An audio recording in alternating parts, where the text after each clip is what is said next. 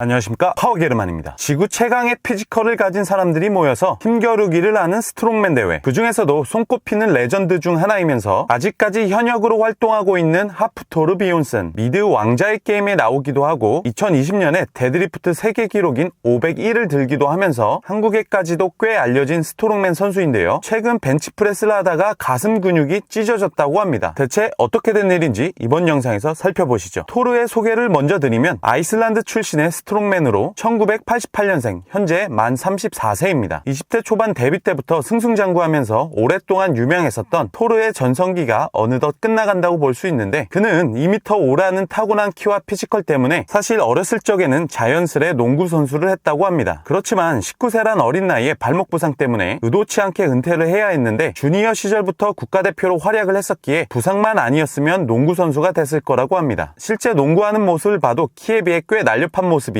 미국 NBA의 샤킬 오닐을 연상시키기도 합니다. 현재 모습과는 사뭇 다른 마른 몸 때문에 농구 선수 시절의 사진이 유명하기도 한데, 당시 몸무게는 105kg 정도였다고 합니다. 105가 비록 적은 무게는 아니지만 스트롱맨 시절 205까지 나갔던 토르를 생각하면 말 그대로 반쪽인 모습이라고 할 수 있죠. 농구 선수 은퇴 이후 재활을 하면서 웨이트 트레이닝에 빠지게 된 토르는 처음에는 역시 로니 콜먼을 우상으로 삼고 한동안 보디빌딩식 훈련에 매진했다고 합니다. 그러던 중 90년대에 스트롱맨 선수로 활약했던 같은 아이슬란드 출신의 챔피언 마그누스 피얼 마그누슨 선수의 눈에 띄게 되면서 다른 스트롱맨들과 같이 훈련을 시작하게 되었고, 불과 몇 년 지나지 않아 스트롱맨 아이슬란드 대회, 그리고 심지어 유럽 대회도 휩쓸면서 곧장 세계 대회까지 나가 입상하였습니다. 스트롱맨도 스트롱맨이지만 토르를 아이슬란드의 힘의 상징이자 아이콘으로 만드는 계기가 있었는데요. 바이킹의 민족인 아이슬란드 기록에 따르면 아이슬란드 역사상 가장 힘이 센 사람은 1000년 전의 인물인 옴 스톨프슨이었다고 합니다. 옴 스톨프슨은 옮기는데 보통 50명 정도가 필요했던 길이 10m, 무게 650kg가 되는 배의 돛대를 혼자서 3걸음까지 옮기는 데 성공하였는데, 결국에는 등이 부러졌다는 기록이 남아있어서라고 합니다. 사실상 불가능한 그냥 전설 같은 이야기라고 할 수도 있지만, 1000년 동안 아이슬란드 바이킹 힘에 대한 이야기로 역사상 가장 힘이 센 사람으로 남아있었는데, 2015년에 토르가 실제 650kg가 된 통나무를 들고 5걸음을 옮기는 데 성공을 하면서 전설 같던 이야기의 기록을 넘어버렸습니다. 아이러니하게도 같이 도전한 다른 나라의 스트롱맨들은 이 도전을 성공하지 못했죠. 이후 토르는 스트롱맨으로 더욱 승승장구하면서 결국 2018년에는 세계 스트롱맨 대회를 우승하였고, 정점을 찍고 나자 열정이 식은 건지 다음해 19년에는 세계 대회에서 3위를 하고 이후 더 이상 스트롱맨 대회를 참가하지 않았습니다. 그리고 나서는 데드리프트 훈련에만 집중하면서 2020년에 세계 기록 501에 성공한 것이죠. 정말 부정할 수 없는 최강 힘맨의 발자취인데요. 더 이상 힘으로는 이룰 게 없다고 생각하였는지 이후에는 돌연 복싱을 시작하였고, 2년 정도의 시간 동안 복싱에만 집중하면서 프로 선수로 정식 데뷔까지는 아니고 라이벌이라고 여겨지던 영국의 스트롱맨 챔피언 에디 홀, 그리고 레전드 헤비급 80 선수 데본 나렛과 두바이에서 이벤트 복싱 경기를 치렀습니다. 경기 결과는 토르가 모두 승리를 거뒀고, 서커스가 될 거라는 많은 사람들의 예상과는 달리 복싱 경기에서 거인답지 않은 날렵한 움직임과 체력적으로 안정된 모습을 보여줬습니다. 그러던 2022년 말에 이제는 복싱을 그만둔다고 밝혔습니다. 2년 동안 복싱을 하였는데 스트렝스 운동처럼 뜨거운 열정이 생기지 않는 게 가장 큰 이유라고 밝혔고, 다시 본업인 스트렝스 훈련을 재개한다고 하였습니다. 그리고 나서 몇 달 채 지나지 않은 작년 말에 본인의 체육관에서 파워리프팅 대회를 주최하고 짧은 연습 기간이었지만 출전도 하였습니다. 무장비에서 스쿼트 시 2랩까지만 허용하는 룰이었고, 토르의 최종 기록은 스쿼트 380, 벤치프레스 210, 데드리프트 380,